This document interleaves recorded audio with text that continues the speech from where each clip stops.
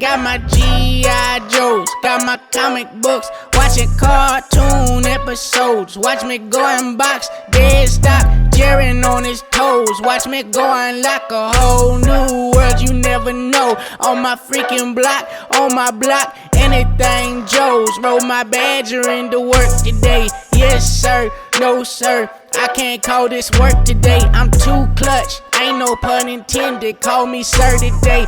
Check the prices out, my collection feeling bird today. Anything Joe. Hello everyone and welcome back to Anything Joe's, a collaborative journey through the world of G.I. Joe. My name is Greg Engel. And I'm Jaren Decker. And we'll be your host today. Today on Anything Joe's, we're going to get caught up on some news, and we got quite a bit of it. So as usual, let's just get right to it. It's time for the intel. First thing on the docket is the Bradford Exchange is back, baby. And if you remember from previous episodes, the Bradford Exchange were the guys that were building the G.I. Joe clock, which I was obsessed with and still kind of am fascinated by. And they were also doing a train set that they had offered at the time. And they had some weird, not this type of statue, but they were also trying a statue. I have never ordered anything from these guys, and when you go to the website, it actually is like, we're gauging interest, and if there's not enough interest, we don't make it, which is a sound business model, but is disappointing if you see something that you want. Again, I don't know anybody that got the clock, so they either didn't make it, or everybody's too ashamed to admit they bought it. But if you have one, you got to let me know, because I was going to buy it for sure. I just one of those things where I was always using the money for actual toys and not stupid clocks. And in that vein, welcome to the Cobra Commander bronze statue. This is exactly what it sounds like. Cobra Commander standing on a base. He's got his fist up on one hand. It's of course faceplate Cobra Commander. He's got that classic globe with the snake around it that we've seen in the comic and the Ultimate figures several times. Weirdly, I just am now noticing this. The old movie, the Hawk logo is broken at his feet, which I've said before, it's always weird to see people use that as the G.I. Joe logo because it's exclusively attached to the movie and that nobody seems to want to talk about. So I don't have a whole lot to say about this, but it's too ridiculous not to at least put on the eyes of everybody. I would like to mention, as I said in the Facebook post when I shared it, that the descriptor for it says, a highly collectible sculpture of resin blended with real bronze powder. I don't know what that means, but it sounds super cheap, man. At least that crappy silver coin I bought was actual silver. This makes it sound like it's not even, they just dusted it with bronze or painted it that color. I mean, if you're going to skimp on the bronze, you could have probably painted the statue. Doesn't seem like there's a demographic for this out there. And I mean, if I pass on it, then I already know that it's at an extreme fringe because I'll buy anything. I just went on and read about a clock. But this type of thing, I feel like we've gotten plenty of really good, statues and sculpts over the years. This doesn't do much for me. And so I'll be surprised. I'd like to see if these guys have put anything out that they've advertised at this point. I think they just like to post it. Hey, this is something we could do, and that's it. Yeah, they just wait for a year, and then they post something else like, we could do this. I would assume that they have to pay Hasbro for the rights, right, to merchandise.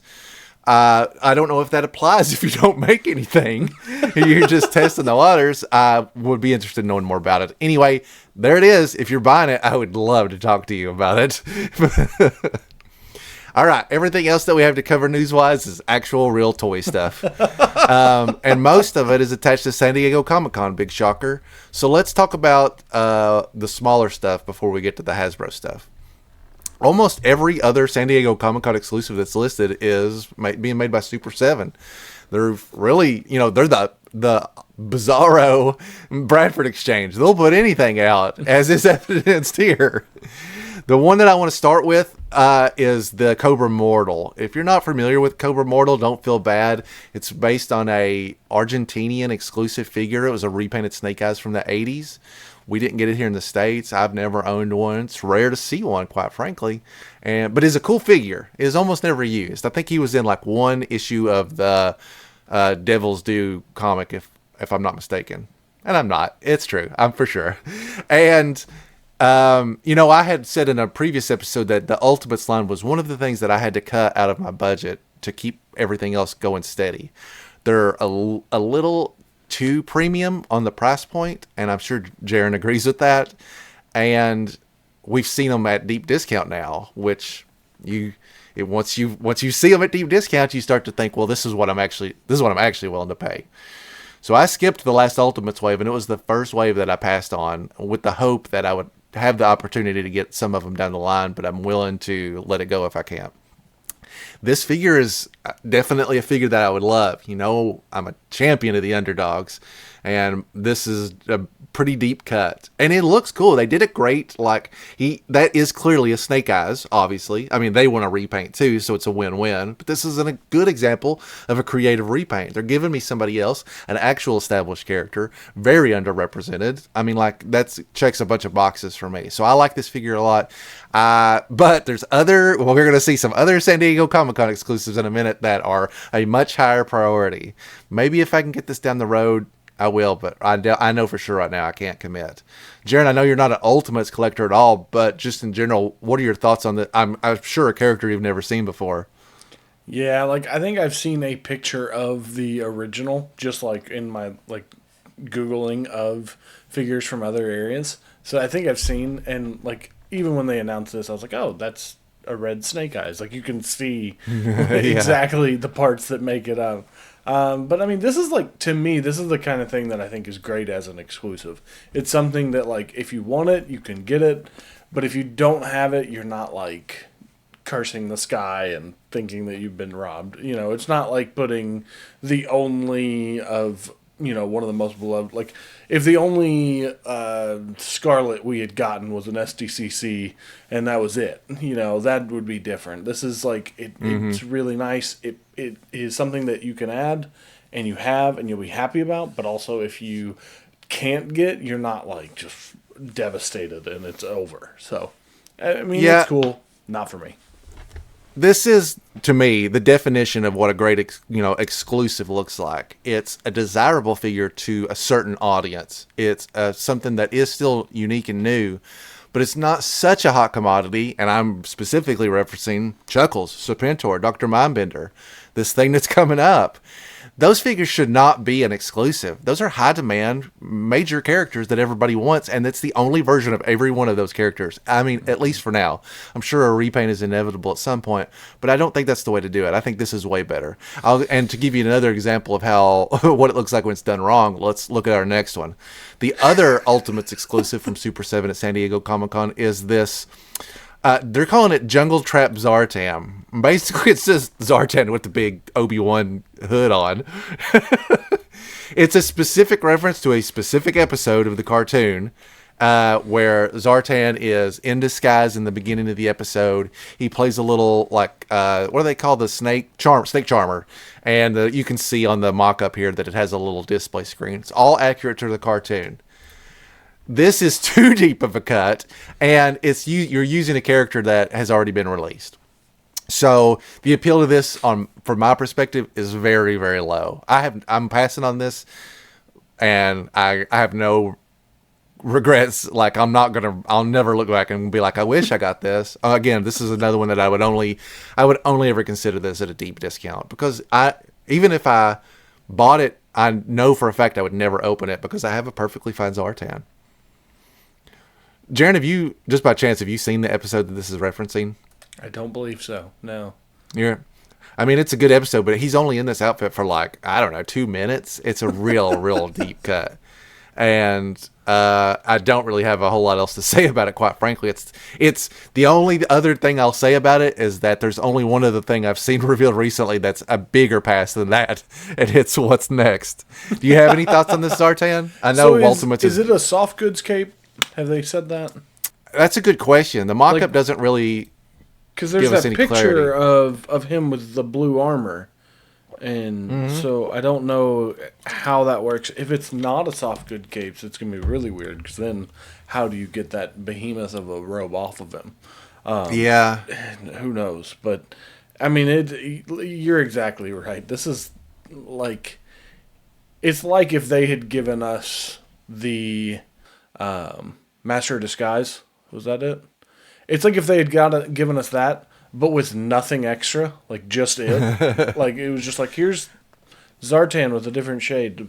That's it. Like it's maybe someone cares, but I have a hard time believing that if you're not excited by this, that there are people out there that are. So I don't know. I feel like that should be a pretty good barometer to know if you're way off base. Is that if I'm like, nope, no way, then you've got a problem because I don't know who you're appealing to. Otherwise, I'm just about the easiest target there is. So having said that, let's look at the next thing. So the reaction figures, a brand that still exists despite being mostly disregarded, has an exclusive. It's a weird one. It's another Snake Eyes, and he's on a G.I. Joe 21. It's in black and white, and they're describing this as Ashcan black and white comics, and so the Snake Eyes is supposed to be black and white. I will now attack this on many levels. G.I. Joe number 21 was never released as an Ashcan, to my knowledge. There was only been a black and white printing that was released in France. I mean, it's like the unfinished work would be the only time you would see it look like this, so it's based off nothing historically. This black and white figure is actually kind of yellow and tan, so you missed the mark there too. It doesn't even match the back of the card. He looks more like that sand attack commando Snake Eyes that we got in the classified line than an actual black and white one.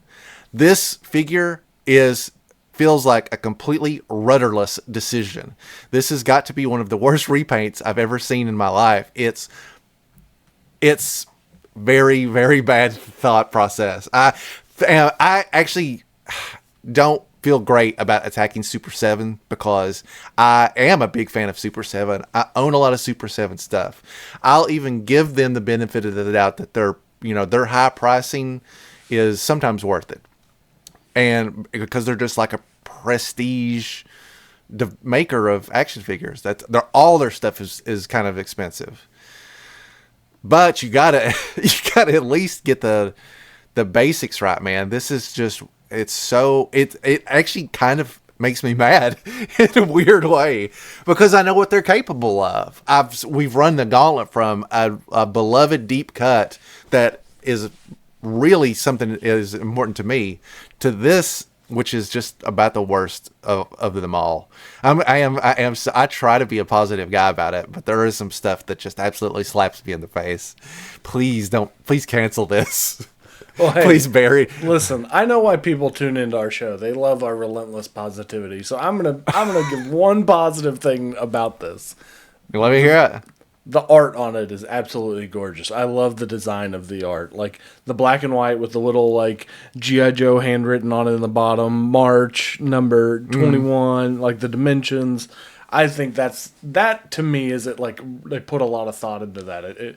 And I do love that. And that's been my thing with the reactions, the whole line. I mean, I think this is also just like a, hey, let's get one last use out of this before they get replaced by the O-rings. So maybe, I mean, I don't know. But it's, at least from that aspect, it does seem kind of thoughtful, at least just on the art. The whole line, I like the art.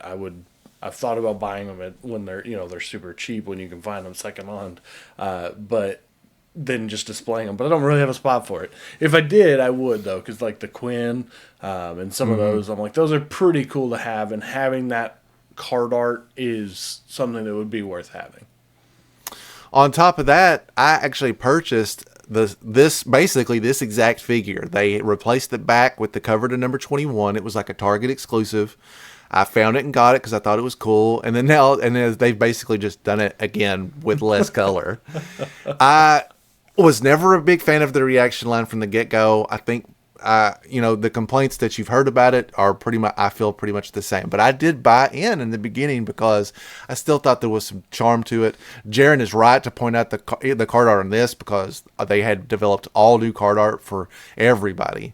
And they were putting out great comic book cuts. And that, of course, still appealed to me even if the rest of the figure didn't. So I bought a lot of stuff. That Quinn definitely was the first figure that I got kind of roped me in. And then the last one that I had bought was the Raven, which is the female Strato Viper from the cartoon. Another character we've never gotten a figure of because she was only in that one episode. And I even bought her thinking maybe I can just use this head on another figure somehow. So I'd kind of already given up. It was another line that had to go so I could keep collecting the stuff that I was truly passionate about. And that's going to get even more complicated when the O-ring line comes out, because we've seen those now. You know, they revealed them at the at Joe Fest, and they look pretty darn good. If you haven't seen those shots, it's on our Facebook. I'm especially interested in that Tomax and Zaymot in the business suit, because they did make an O-ring version of those, but they're kind of they were made during a weird time, so they don't match with the other vintage figures. I think these look a little smoother than that. There's a cover girl in there. That's a character that definitely needed a vintage glow up. So I am excited about all those. I do love Super 7. You guys, Super 7, you can email me anytime. I'd be glad to I'll just reply with a thumbs up emoji or a thumbs down emoji. Just don't email them about the reactions. Everything else. Yeah, I mean, I could actually probably give you guys some pretty solid advice on that as well. Just throw that out there. I'd be more than happy to lend my services. All right, so that's all the non-Hasbro San Diego Comic Con exclusive stuff. I don't know why I didn't just say it directly. I'm sure everybody's seen it at this point, but the big reveal is that the Hasbro San Diego Comic Con exclusive this year is the Once Was a Man Cobra Commander. This is a figure that I really did not think we would ever see, quite frankly, because it was the animated movie has been dogpiled on for decades. It seems like only seems like we're in a renaissance of it right now. There's like a bit of a resurgence, and people are suddenly coming out of the woodwork, or maybe they're just rediscovering it and being like, this wasn't that bad. It was all kind of goofy, right? Regardless, this is a figure that most kids and adults have wanted for a long time to some degree.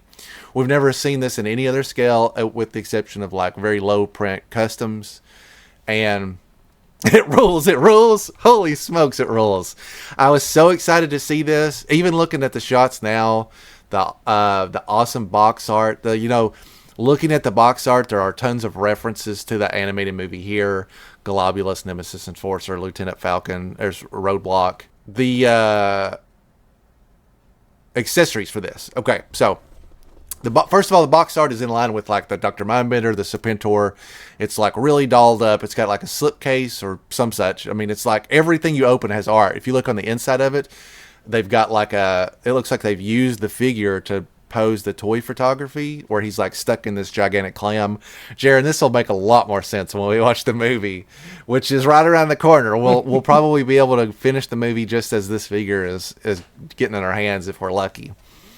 So the figure itself is a little bit more bare bones than your average, like what we would call a deluxe. I feel like this probably, certainly for what the price point is, qualifies as a deluxe, as most San Diego Comic Con exclusives do. It has Cobra Commander, obviously, he is mid-transformation. You cannot make him look like he's not turning into a snake. There's no hiding it. His sleeves are gone completely. He has his unmasked face, which looks great and is extremely accurate, I feel like. He has an interchangeable helmet, so he looks just like, normal. My favorite piece, the very first thing I said when I saw this was, man, I wish it had a detachable faceplate, because there is a scene where his faceplate comes off. It's a huge deal because we've never seen it before. It's cracked and damaged, and we see a big reveal as a result of that. And wouldn't you know it, they did exactly that. There are shots where you see the backside of it and you can see all the tech stuff. It matches up pretty well, and it's the little stuff like that that really wins me over. Your standard range of interchangeable hands, he's got his traditional gun, backpack, and his little stiletto knife thingy. And then I guess the reason it's a deluxe is because it actually has a fully transformed Cobra Commander in it, like the actual entire snake. Another great, this is obviously something that we would want. I'm not 100% sure on the posability of this guy. There is a artwork, a diorama shot where he is wrapped around. It doesn't look like he has a lot of pliability. His hand, you can actually see that his hands probably don't bend at the elbows, but they do go up and down like this. Beep, boop, boop, boop. And it looks like he's probably just rubbery enough that you could wrap him around the torso. Which, if you're going to duplicate any shots, you're probably going to wrap him around a Roadblock's torso. So, having said all that, before I get Jaren's perspective on it, I'm just going to say, if you couldn't tell already, love it. This is, this is an amazing addition to the line. And we know we have a Nemesis Enforcer coming. I'm all about it. And they've never been more relevant than they are right now in the new Skybound comic. I love all of this, dude. This is all great stuff. And is also I know Jaren well enough to know that this type of storytelling is his total and complete jam. Jaren, what do you think about this year's San Diego Comic Con exclusive? Oh man, I love it. I don't know anything about it, but I love it. I can't wait to watch the movie because then it'll all make sense, hopefully. Mm-hmm. But I think the fact that it is something so strange, I don't know how this is not a critique of the figure, just the design of the character in general. I hate that face, the half snake head face. It's so ugly. There's a weird eyeball up on his up here, just strange. Now I'm sure it's 100% drawing straight from the movie. It's just I will probably keep him as buff Cobra Commander with the mask on. Yeah. That's probably what he's going to stay as. I see when I saw the pictures, I was like, is this his little pet? What is this little snake? So this is the first time I'm hearing that that's actually what Cobra Commander becomes. I thought he just ripped out a shirt, started looking like a Power of the Force 2 figure and got buff.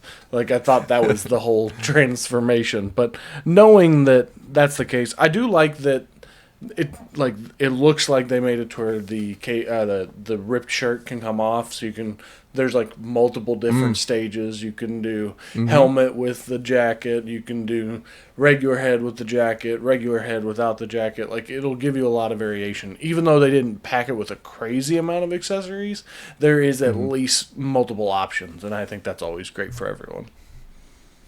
Yes, I'm all about this. It's going to be hard. This is going to be a tough one. The demand is going to be high. It's going to be one of those. I haven't seen anything. You think it's going to be crazy high? I do feel I feel like the reception of this is going to be strong. Okay. See, I've seen a lot of people also saying I don't like this. This isn't my G.I. Joe. It's not OD Green and Coyote and So I didn't know how to kind of judge it. I'm going to try really hard to get it no matter what, but hopefully it's as easy as I haven't seen Chuckles. anything that suggests that if they're going to do like they did last year where they hand the codes out to the people that are on the floor and then they'll open it up to everybody else later. It wasn't impossible to get any of the stuff that's happened so far, but it is pay attention. You know what I mean? Set your notifications, be ready, because there's always a chance that it can go very quickly. I come from a generation where a San Diego Comic Con exclusive would hit. You'd have to buy it from the Toys R Us website, and you had about 6 seconds to get an order in. And that is not an exaggeration. Those things went so fast like that. And it was murder. It was a nightmare, man. I hated those days. These days, I feel like I always have a solid chance as long as I am ready when they're going live. And so that's my advice to you. If you see this and you want it as much as I do, first of all, good taste. Second of all, follow. If at the very least, if you follow nothing else, follow us, because I will make sure that everybody knows when it's supposed to go live so we can all collectively get ready to pounce. Before we move off of this real quick, I do hope, and spoilers, but not really spoilers, with the comic series kind of starting to pull from that weird side of the G.I. Joe universe, seeing the Cobra Law and stuff, it would be kind of cool to see, the figures or the comics kind of follow the design of the figures, so it would be kind of cool to see if maybe at some point they work that in, maybe even if it's just a flashback or something to see that. I think it would be pretty cool to see. So hopefully, yeah, they're definitely it definitely draws from it for sure. I guess we'll have to wait and see. We're gonna have to block some time out to get really caught up on the comic universe specifically. But there's so much releasing that we'll have to just dedicate an episode to it. And hey, I don't think we've talked about it with the new number 1 coming. That's exciting. It's a yes. We've had our couple one shots, our limited series, and now it greenlit for a whole new. That's awesome. yeah, if you're on Twitter, join me in harassing the writers and artists into putting the Badger in the series at some point. It was a interesting warm up to be like, we're going to put all these books out and we're going to build the universe a little bit before we get right into it. And I think that is a pretty awesome strategy. Is kind of difficult because I went a full year and I didn't read anything. I didn't read any comics for a year because I was only really reading G.I. Joe. And now suddenly I was like, holy smokes, I can't keep up with them. There's so many of them. But I'm doing better. I don't have them on hand, but I got a bunch of Destro covers in. I got a bunch of Scarlet variants in. I've read all that stuff. So I am doing a pretty good job of keeping on top of it. But yeah, it's like every week you have something to read. I am excited for G.I. Joe #1. They did lay a lot of groundwork that you just by looking at the cover, you can see they're going to hit the ground running with it. They've got a new character. I think it's the guy that has the weird Winchester rifle on the cover.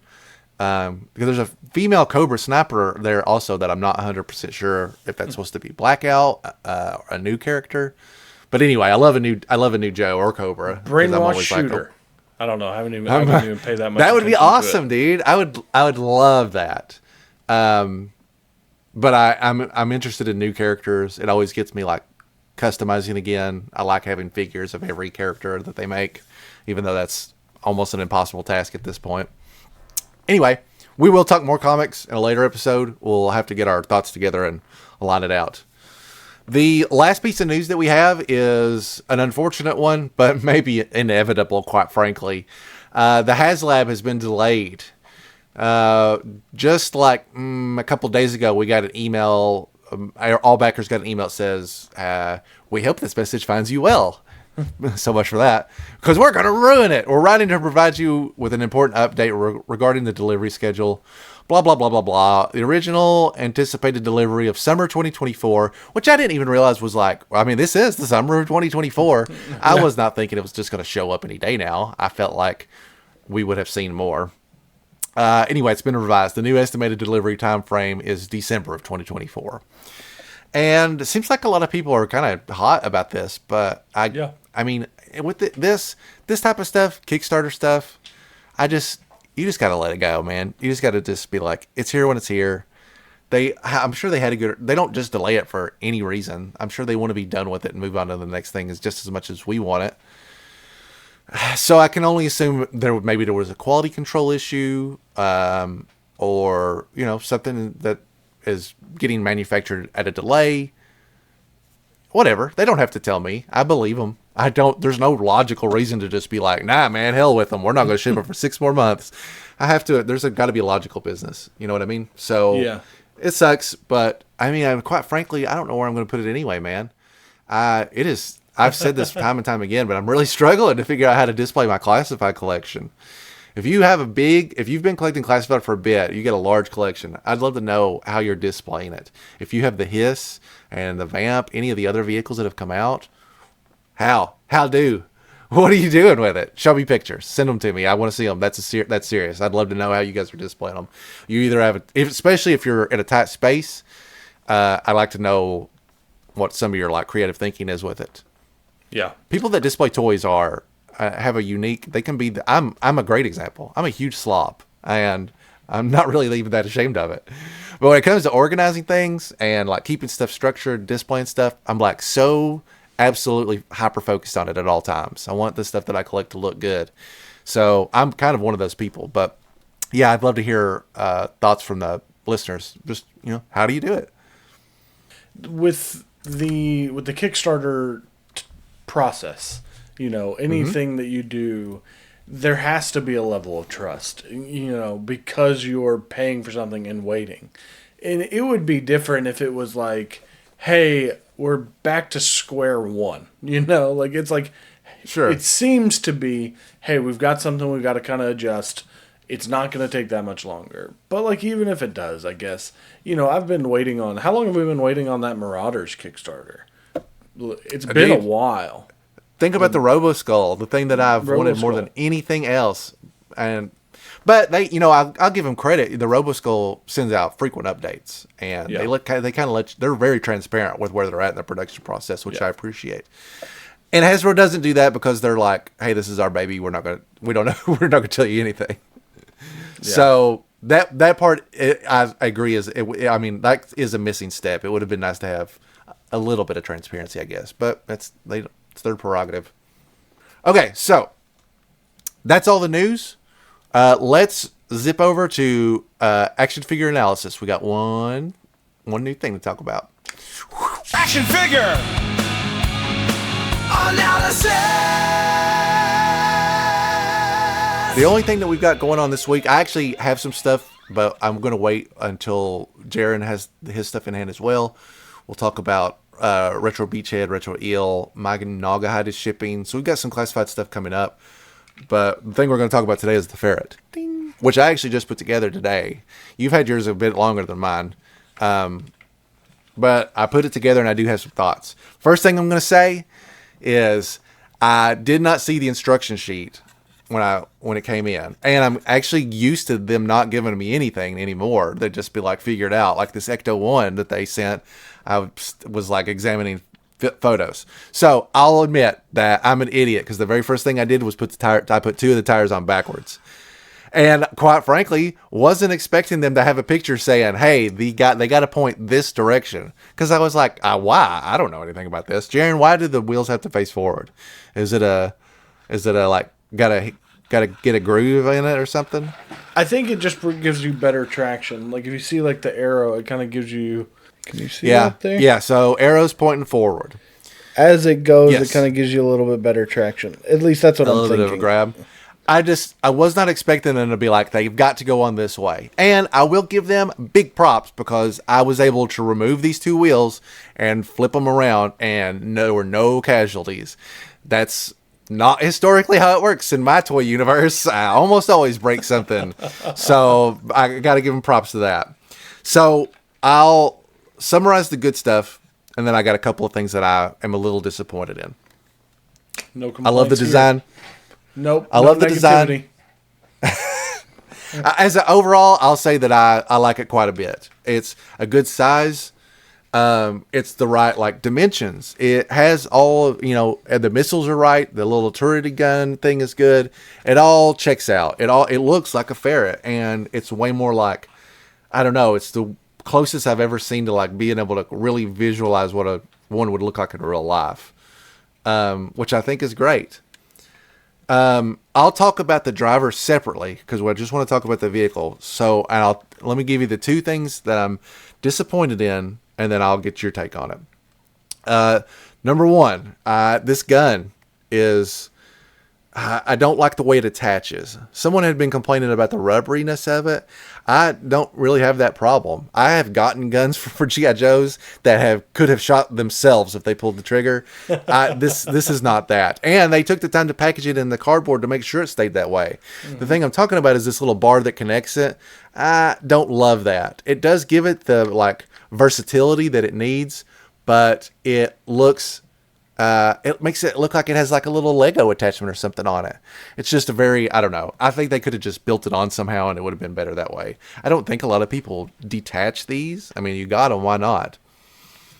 But the other complaint, which I feel like is a very valid complaint, is that the wheels don't turn when you turn the thingy. They don't turn at all. They cannot turn to the left and right. That seems like a huge oversight, considering that my 30-year-old ferret does do that. I feel like it wouldn't have been hard to do, and I would have taken it over many, many other. You could have kept the figure if that's what it would have taken to make it fixable. Because that's a huge bummer, man. It makes it a lot less playable, in my opinion. It's not a deal breaker because everything else about it I think is sharp. But it is worth mentioning that I feel like it should have been included. Without truly valid reasoning why to not do it, not just we don't know how, I feel like it should have been included. Jaren, what are your thoughts on ye old ferret? On the ferret itself, not the driver yet. See, I'm going to take your complaint about this gun a step farther and go all the way back to the original design. I think it's absolutely stupid. Okay. I'm not trying to be... There's that positivity we were looking for. But I'm like, okay, so if you're going to shoot, the only way you can shoot is this way. Realistically. Here you go. Yeah. You can't shoot this way. It's not tall You enough knock to get yourself around the off. driver. It's all in the way. Like, you can shoot. You have to go this way. I guess you Yeah. can shoot backwards. But And up to a certain degree. yeah, with your little Lego sensibilities. But, like, also from a design standpoint, if you have much recoil going, there's no way this thing is going to stay on. Like, it's just Legoed onto there. Yeah. But that's a really nitpicky, like, who cares? Like, don't try to put too much into it. But I just had to say it. I wanted to. You've been going negative. I've been trying to go positive. I wanted to get down in the mud with you there for a second. I do like this thing a whole lot. Now, I do agree that it would be nice if the wheels. Even my kid, when they were playing with it, they were like, "It doesn't turn." And I'm like, "Well, it's a drag racer. It goes straight. That's all that it gets to do." Straight off the ledge. Now, I have seen some people complain about the size. They say when you get like a male character, they don't sit on it right. I haven't tried it yet. I just wanted to bring that up because I have seen some people comment on that. And maybe I'll try it and post something on Instagram or. But it's a really cool, and for the price point, it's not too bad, and it's pretty detailed. I like the look of everything, the different textures that it has, the fact that we don't have stickers. Thank God, it's not. We don't have stickers. Yeah, that would. I do not miss really those driven days me at up a all. wall. Like if I had Yeah. to try to apply like this little no step sticker, no. Steps, Yeah, just and, like sticker a Sky Striker sometime, my man. It's great. There's about 50 of them that go on there. It's really bad. yeah. So it's a good vehicle. I have one. It's not one that I'm like, oh, I need to go track down another one. Like I have one. It's cool. Same. I enjoy it. Got to make a hole on it over here somewhere. Yeah, I think one is plenty. I have felt no compulsion to build multiples of these. They'll probably make. There's going to be a repaint, a Python one or something, and that's kind of been my logic with just about all this stuff. That retro eel that I got in is only like my second or third eel, and I was just like, yeah, I'll buy one of each from now on, and then the rest I'm going to get at a discount. So on to the driver. Let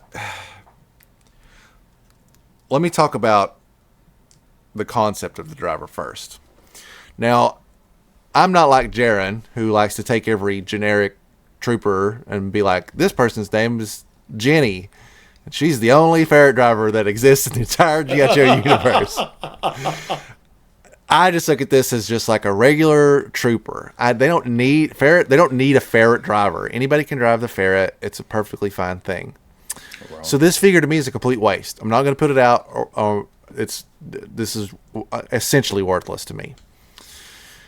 If this, in my opinion, is where the repaints should come into play. You repaint an actual iconic character in some unique, skin, whatever, and then you put them with a vehicle. That way I'm getting something that I kind of want but don't want to pay a separate fee for. And it would be a good chance for people that maybe passed on the figure the first time to get, a reasonable version. Baroness comes to mind. We've seen multiple Baronesses at this point, and that would be a perfect inclusion for something like this. It would have been way better than having to buy a 3-pack with 3 Crimson Guard or 2 Crimson Guards and her. I'm just saying, I feel like that makes more sense. Now, the figure itself, I really don't have a lot of complaints with. I like that they went with a female because there are plenty of other male regular troopers. So if you're looking to just add female Cobra agents, this is a perfect chance for that. It's also good custom fodder if you want to make female, your own original female characters. I like the color scheme on this a lot. I think the gray and the blue, even though you don't see a lot of gray Cobra stuff, it fits. It actually kind of is like a lighter eel color. So something, and then they've added splashes of the classic blue, just so you remember. So the color scheme looks good. I think the figure's fine. The helmet, I could take it or leave it. I don't really care. I do wish the unmasked head had a truly unmasked head. I know that it breaks the illusion of, man, this helmet's really on there. I know it breaks the illusion of you can buy a dozen of these and it's a dozen different people, but just like having characters that have unmasked heads. I guess you could just argue that you could just put any other head on there that would fit and you'd be done. So yeah, it's hard for me to be like, this is a bad figure, because it's really not. I actually think it's a pretty decent figure. It's just a bad concept for me, and I feel like it's a bad use of space. It feels like they're forcing me to pay more for the ferret because they've tacked this on. They could have made the ferret cheaper and included no figures, and that would have been a real big win, in my opinion. Yeah, but then wouldn't they have all the G.I. Joe people pretty mad that there's no vehicle driver? Yeah, probably. Probably so. Like, if you sell us a vehicle and there's no vehicle driver, I feel like there's going to be people pretty upset. Yeah. The original ferret did not come with a driver, I don't think. Okay. I feel pretty confident. I mean, there was definitely a handful of vehicles that didn't have drivers in them, and I would assume for that reason that the price point would be lower. It would be more appealing to kids. They've said time and time again that G.I. Joe was really a vehicle line that included figures because that's where they made all their money. Not hard to see why, based on this purchase, that includes a forced $25 add-on. Get the DLC or the game doesn't work. Anyway, I still think it's good. I don't regret buying it. I would have probably thought about buying more if it had been cheaper with just the vehicle. What do you think about this? What have you named this character, Jaren, who there's only one of? Well, I do agree with you. I wish they had done some kind of unmasked head, just because I think that would be really fun for us to have a named character as the driver of the ferret. And then you could give us a masked head if you wanted to, so that you could switch it. I mean, all it takes to denote like a leader is like you give it an armband like you did the original Cobra Island trooper, and then you give us an unmasked head. Therefore, then you have what'd you say, Jenny, the ferret driver? Yeah, yes, Agent Jenny. Yeah. So I have not named her, mostly because this is the first time I've been able to steal her back from my daughter. My daughter, for some reason, she saw this and she was like, "I want it. I'm going to play with it." And then when I was moving it, I finally found the other pistol that had been lost. So then I had to I dropped it and I was like, "Oh crap! Hey, there it is." So I understand everything you said about this figure. Mm-hmm. But I love this figure. And every time we get a female figure with excellent double-jointed elbows that can do this, and like the fact that she's so maneuverable, and I don't know. I love it. It's unique. It's different. It gives me the same, it gives me vibes similar to the Stinger driver with that gray. That's what it makes me think of, which is just has a special place for me, with that being that first Cobra O-ring Cobra figure that I had bought. So bought? I don't know. But I love it. I get, and I don't think it's perfect, and I understand. I do wish that the ferret was $20 cheaper. Then I probably would buy multiple. But I also like getting more figures, because as much as I love the vehicles, the 6-inch line to me is very much a figure-centric line, whereas I understand the original O-ring was a vehicle-centered line. So I'm glad to have Jenny. I think that was just from a sales perspective, because when I was a kid, it was all about the figures for me. I mean, I owned a pretty good amount of vehicles, but I would often play with just like the bare bones, like a bunch of figures and some real basic like vamp-sized vehicles was really all it took. But I understand the appeal I like it all, you know what I mean? So it is what it is. Yeah. Hey, so if you're out there listening and you just really want to weigh in on the discussion, help me name the unnamed ferret driver. Maybe Jenny wins. I don't know. That's Greg's name for her. But file name Jenny. Help me name this little lady. Hit up Jaren at Instagram at Anything Joe's Pod. And let him know what your suggestions are. We'll make a post for it. Throw in the YouTube Give me a cool comments. Code name. However you want to do it. Give us. We want to make a unique ferret driver. And if you have tips on an unmasked head that fits, let me know. Yeah. If you've modified a ferret driver in any way to make it better, even just a better figure, let me know, because I have no qualms with chopping this one up. Sorry, Jenny. All right. That's going to do it for us today. Thanks so much for tuning in and listening, watching. You can reach out to us on social media at Anything Joe's Pod. That's Facebook, Twitter, and Instagram. Jaren runs the Instagram, and I run the Twitter. We'd be happy to hear from you. We've got all kinds of stuff coming up. We have a Speech Bubbles commentary that we need to take care of. We're getting ready to start the animated movie. I've got a bunch of stuff in to talk about that we didn't have time to put on the plate today. So yeah, just stay tuned. We got a lot of stuff on the docket. We have plenty of content. You know me, it takes a lot for me to get tired of talking about G.I. Joe. Yeah, that's it. Well, thanks so much for watching. We look forward to talking to you again in just 2 short weeks, or anything's available for discussion here on Anything Joe's. Greg and Jaren, sign it off. Joe. We had a blast. Tune in next time for more stories of the past. Thanks for listening to us from start to end. Stay tuned for more adventures and the next big toy trend. That's a wrap with Greg and Jaren, discussing G.I. Joe. Join us next time, same place, half the battle, now you know. Keep collecting, keep on playing till we meet again, my friend. Yo, Joe, we'll see you next time on the podcast once again.